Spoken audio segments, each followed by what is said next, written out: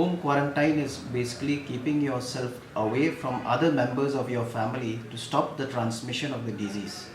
Home isolation is done on those people who come from these affected states or countries where we have outbreak of COVID-19 disease, or in case the person suspects that he has had contact with any of the positive cases of this disease.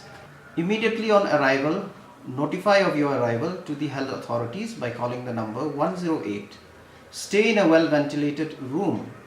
Stay away from pregnant women, children, and the elderly. Restrict your outdoor movement. Do not attend any social or religious gatherings. Wash your hands frequently under running water or use an alcohol based hand sanitizer. Avoid sharing of household items. Preferably use a mask. Do not reuse mask as it is infectious.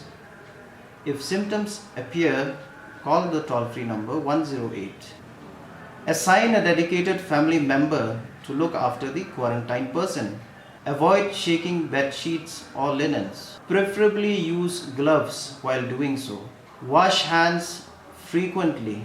No visitors should be allowed into your house during the 14 days quarantine. If any symptoms develop during these 14 days, call 108. Remember that any of the family members, if developing symptoms during the quarantine process, would also be quarantined for another 14 days.